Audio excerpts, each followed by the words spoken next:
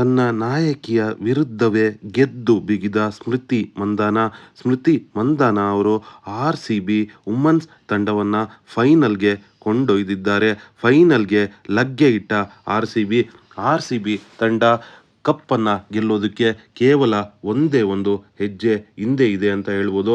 ಮತ್ತೊಂದು ಹೆಜ್ಜೆ RCBಯನ್ನು ತನ್ನ ಮೊದಲ ಪ್ರೀಮಿಯರ್ ಲೀಗ್ ಟ್ರೋಫಿಯನ್ನು ಗೆಲ್ಲುವತ್ತ ಕೊಂಡೊಯ್ಯುತ್ತೆ. ಇದರ ಬಗ್ಗೆ ನಿಮ್ಮ ಅನಿಸಿಕೆ ಏನು?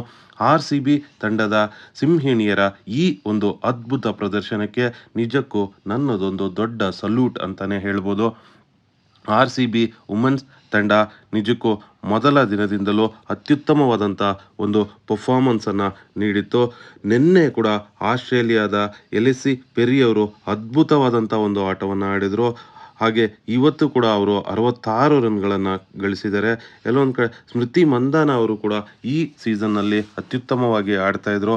ಆದರೆ RCB ಬಾರಿಸಿದಂಥ ರನ್ಗಳು ಸ್ವಲ್ಪ ಕಮ್ಮಿನೇ ಅಂತ ಅನಿಸಿದ್ರು ಕೂಡ RCB ಸಿಂಹಿಣಿಯರ ಒಂದು ಸಾಂಘಿಕ ಹೋರಾಟದಿಂದ ಈ ಗೆಲುವು ಲಭಿಸ್ತು ಅಂತಲೇ ಹೇಳ್ಬೋದು. ಆದರೆ ಈಗ ಪ್ರಶ್ನೆ ಇರೋದು, ದೆಹಲಿ ತಂಡವನ್ನು RCB ಹೇಗೆ ಎದುರಿಸುತ್ತೆ? RCB ದೆಹಲಿ ತಂಡವನ್ನು ಸೋಲಿಸಿದರೆ ಮಾತ್ರನೇ ಈ ಸಲ ಕಪ್ ನಮ್ದಾಗತ್ತೆ. ಈ ಸಲ ಕಪ್ ಗೆಲ್ಲೋದಕ್ಕೆ RCB ದೆಹಲಿ ತಂಡವನ್ನು ಗೆಲ್ಲಬೇಕಾಗಿದೆ. RCB ಅವರು ದೆಹಲಿ ತಂಡದ ವಿರುದ್ಧ ಗೆದ್ದರೆ ಮೊದಲ ಚೊಚ್ಚಲ ಟ್ರೋಫಿ ನಮ್ಮದಾಗತ್ತೆ.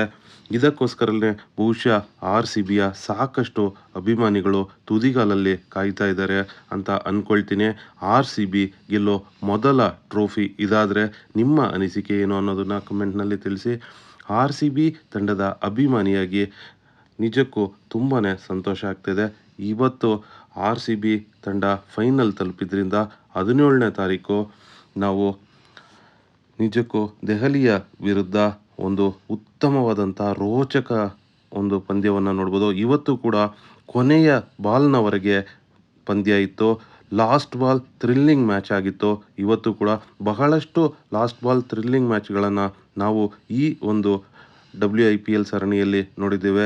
ಅದರಲ್ಲಿ ಇದು ಕೂಡ ಒಂದು. ಆದರೆ ಇದು RCBಗೆ ಸಾಧಕವಾಗಿ